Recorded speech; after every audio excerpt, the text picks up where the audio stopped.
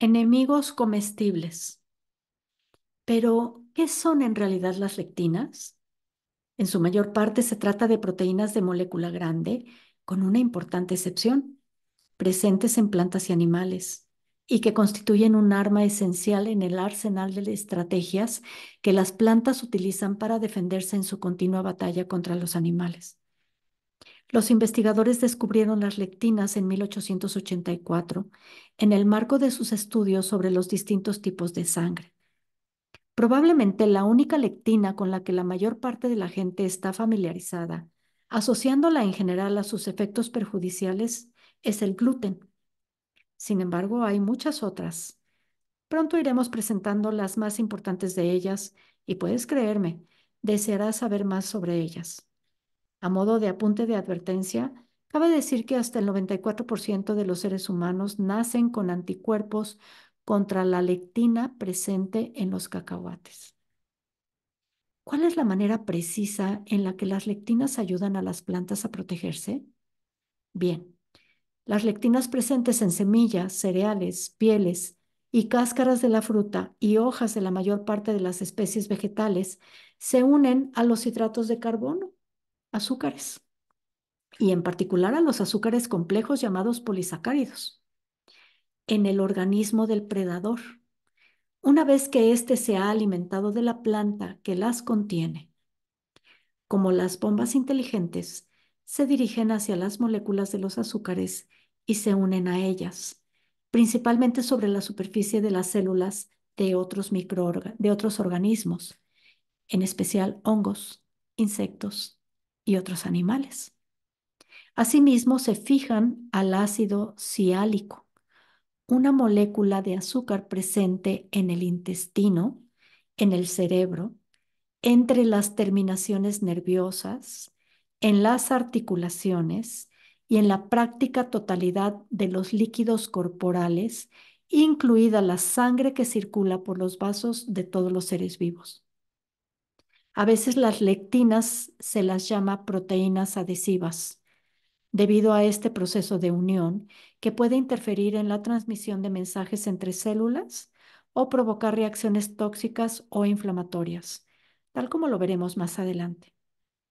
Por ejemplo, cuando las lectinas se unen al ácido siálico, un nervio no es capaz de comunicar su información a otro. Cuando se experimenta el estado de embotamiento mental conocido como niebla cerebral, ello es debido a las lectinas. Estas facilitan asimismo la fijación de los virus y bacterias a sus objetivos celulares. Se crea o no, algunas personas, las más sensibles a las lectinas, están, por ejemplo, más expuestas a las infecciones víricas y bacterianas que los demás. Conviene tenerlo en cuenta cuando estamos enfermos con mayor frecuencia que los que nos rodean. Además del potencial de provocar problemas de salud, las lectinas también pueden favorecer el aumento de peso.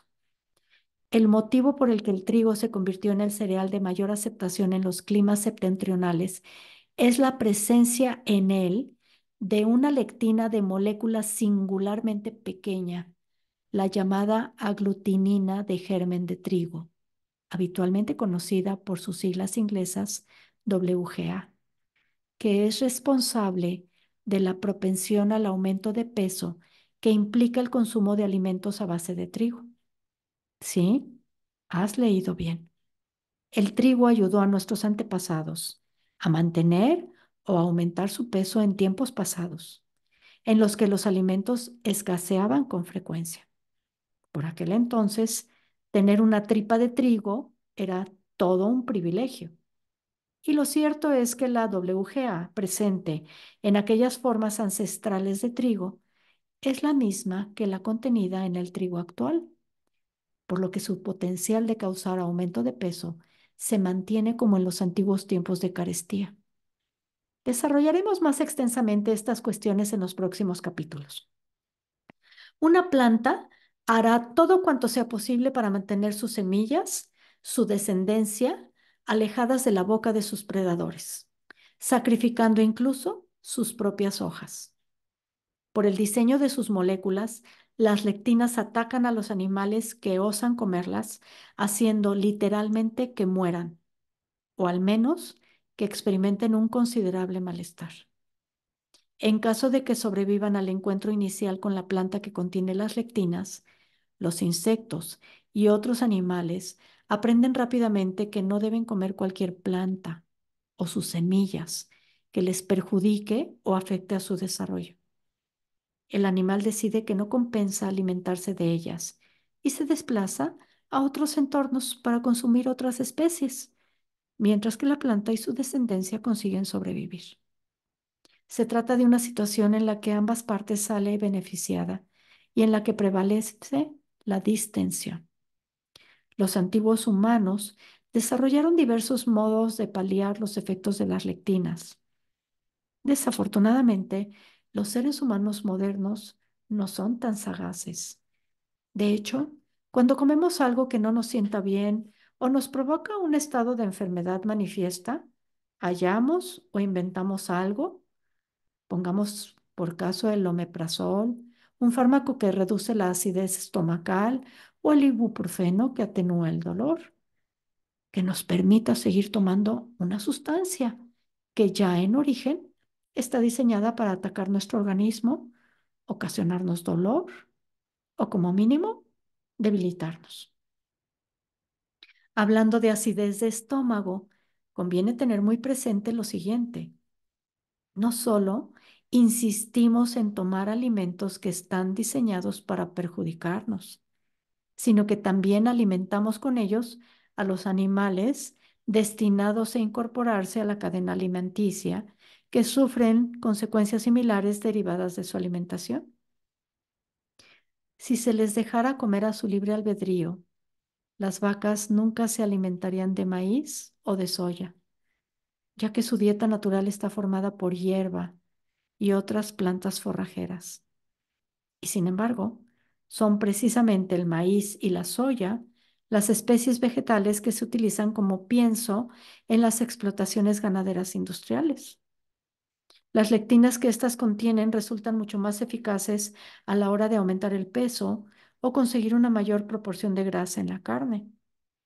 En el caso del maíz y de otros cereales, estamos hablando de las mismas especies que utilizan masivamente en los alimentos procesados que tomamos, nunca mejor dicho, en cantidades industriales, según comentaremos más adelante en el capítulo 5.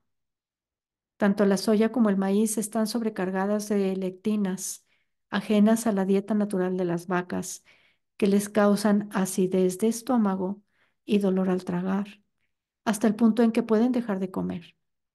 Efectivamente, las lectinas provocan al ganado acidez de estómago, igual que a nosotros. Para conseguir que sus animales continúen alimentándose con esta dieta de engorda, los ganaderos incorporan a ellas carbonato cálcico, el principio activo del TUMS, el antiácido de efecto más rápido, más habitual en los Estados Unidos. De hecho, la mitad de la producción mundial de este compuesto se destina a la alimentación del ganado para combatir la acidez del estómago en los animales, asegurándose así de que continuaran soportando su dieta artificial a base de maíz y soya.